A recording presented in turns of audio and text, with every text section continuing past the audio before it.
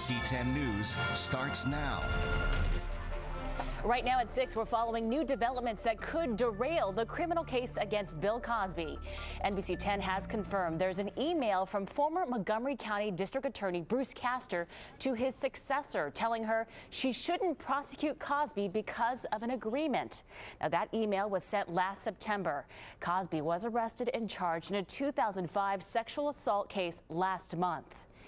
Good evening, I'm Denise Nakano. The NBC 10 investigators were the first to uncover details of this agreement, and tonight we've also learned that Bruce Castor will be a key defense witness at a hearing next month. A judge will determine whether the agreement Castor made with the comedian qualifies as an immunity deal. NBC 10's Andrea Klein-Thomas has been following this story. She joins us live in the Digital Operations Center. And Andrea, can you explain how this agreement was reached in the first place? Well, Denise, usually immunity deals are written and signed by a judge, but this was a verbal agreement. It led to Cosby testifying in a civil case that he gave the alleged victim pills and engaged in sexual activity. The fight is whether that testimony can now be used against him. Former Montgomery County District Attorney Bruce Castor is now a key witness in Bill Cosby's criminal defense.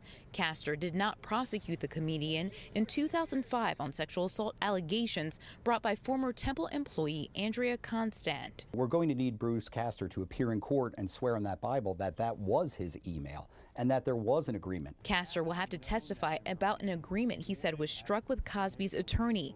Castor detailed the agreement in an email sent last September to then District Attorney Risa Vetri Furman.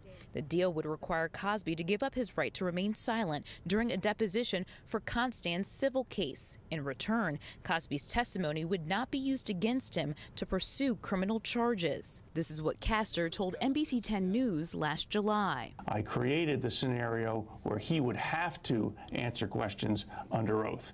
And obviously they got the information that they needed, and she was compensated monetarily. That same deposition where Cosby admitted to giving Constant pills and engaging in sexual activity is what's being used to reopen the criminal case. Now Cosby's attorneys want to make sure his testimony is thrown out. If what the defense has termed an agreement not to prosecute was the agreement, then there should be no case at all.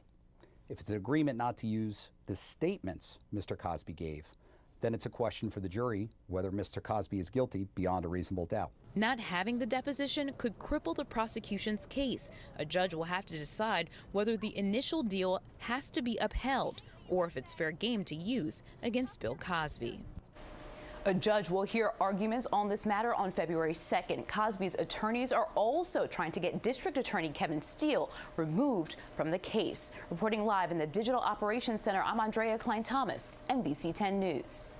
And here's a brief timeline of the Cosby criminal case. In July of last year, the deposition from Andrea Constant's 2005 lawsuit was released, where Cosby admitted to giving a woman Quaaludes. That's the deposition referred to in Castor's email. Last October, Constant filed a defamation case against Bruce Castor over claims he made about Constant making inconsistent statements to police than those in her civil suit. And then in December, Kevin Steele, the district attorney-elect at the time, announced the first criminal charge against Cosby just before the statute of limitations ran out. And be sure to stay with NBC 10 on air and online for any developments in the Cosby investigation. You can also get updates anytime through the NBC 10 News app. It's a free download.